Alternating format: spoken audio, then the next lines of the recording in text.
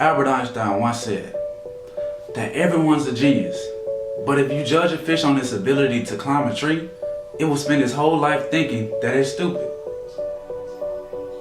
Modern day schooling must be held accountable. Not only does it make fish climb trees, but it builds new obstacles. Here's a modern day phone. Recognize it?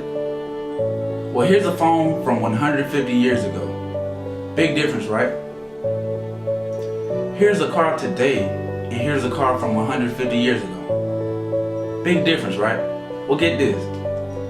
Here's a classroom of today, and here's a classroom we used 150 years ago. Now, ain't that a shame? And literally, over a century, nothing has changed. Yet you claim to prepare students for the future. But with evidence like that, I must ask, do you prepare students for the future or the past? You were made to train people to work in factories, which explains why you put students in straight rows, nice and neat, tell them sit still, raise your hand if you want to speak, give them a short break to eat, and for 8 hours a day tell them what to think. Oh, and make them compete to get an A, a letter that determines product quality, hence grade A of meat.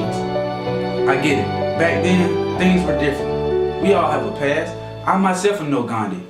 But we don't need to make robot zombies. The world has progressed. We need new people who think innovatively, creatively, critically, independently, with the ability to connect. You see, every scientist will tell you that no two brains are the same.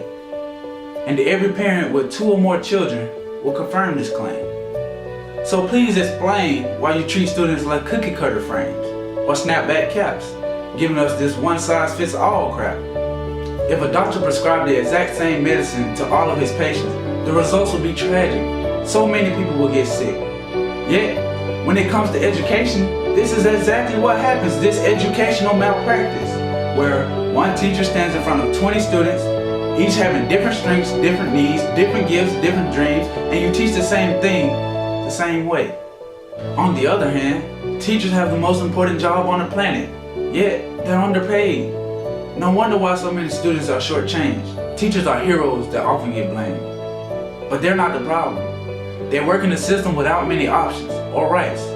Curriculums are made by policymakers, most of which have never taught a day in their life. Just obsessed with standardized tests. They believe bubbling a multiple choice question will determine success. That's outlandish. These tests are too crude to be used and should be abandoned. But don't take my word for it. Take Fredrick Keely, the man who created standardized testing. He said, and I quote, "These tests are too cruel to be used and should be abandoned."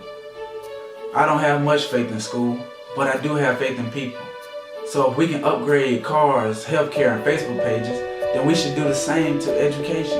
To upgrade it, change it, do away with school spirit, because that's useless unless we're working to bring out the spirit of each and every student. That should be our task. No more Common Core. Instead, let's reach the core of every heart of every class.